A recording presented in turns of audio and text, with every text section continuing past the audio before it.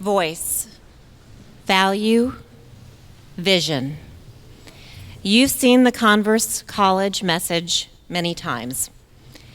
You've also been taught our founder's ideal, the vision of Dexter Edgar Converse, that students may be enabled to see clearly, decide wisely, act justly. In honor of the incoming freshman class, my freshman class, whose graduation year will be 2020, I want to talk to you today about vision and the ideal of seeing clearly. To see clearly is different than having a vision, but it is a crucial element to developing and achieving one's vision. So what does it mean for one to see clearly, and how does one accomplish this? Well, to begin with, this phrase, seeing clearly, is just a metaphor for understanding the world around you, understanding the facts of any situation, and understanding issues with objectivity. It is, in short, a quest for the truth. Now, as any lawyer will tell you, there are three truths to any situation. There's my truth, there's your truth, and then there's the real truth. So how does one see clearly in order to find the real truth, instead of just seeing one's own perception of the truth? Well, it isn't easy, but I'll tell you there are 3 steps that I believe are necessary in order to see clearly. First, you must scan the horizon to see the whole picture. Just as you learned when you started to drive, it's important to keep watch not just on the road ahead of you or your planned path, but also to look in all directions, including behind you, to understand your environment. If you don't do this, you may not see risks or problems that are coming at you. You may also miss opportunities. Scanning your surroundings and where you are helps you to understand where you stand in relationship to the world, to others, and to achieving your own goals. This ability to see where you are also shapes your vision for where you want to go. It shows you the distance you may have to travel to reach your dreams. It is the first step in informing your decisions and determining what risks to take. The second step to seeing clearly is to understand your own preconceptions and biases. Each of us is informed by our history and our experiences, and often these things color how we see the world.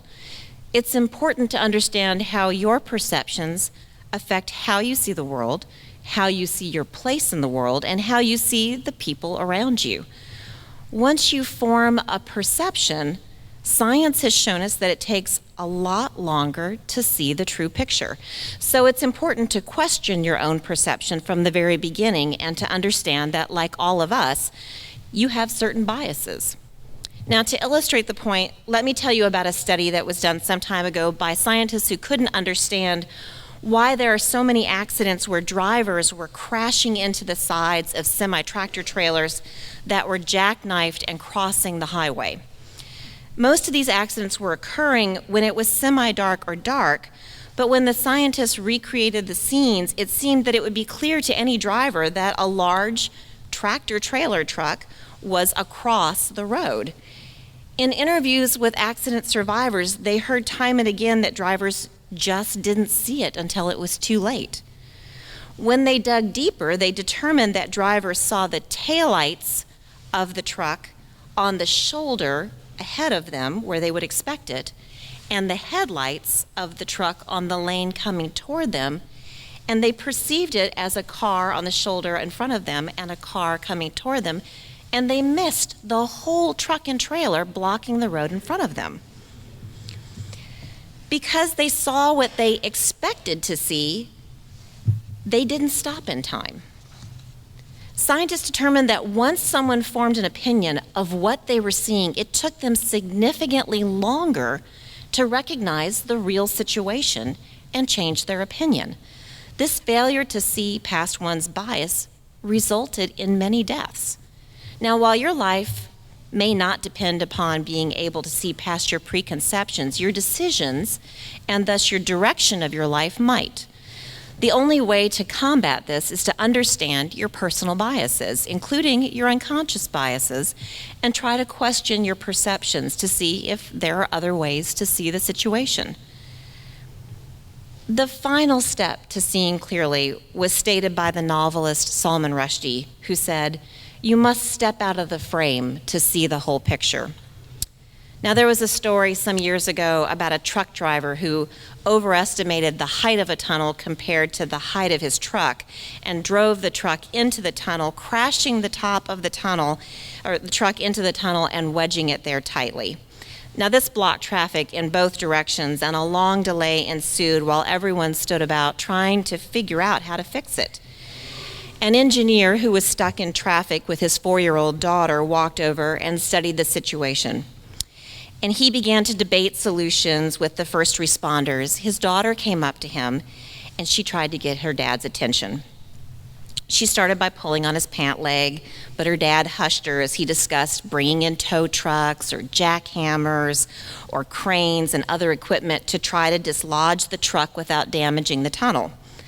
The girl more urgently tried to get her dad's attention, but her father was focused on the problem and ignored her.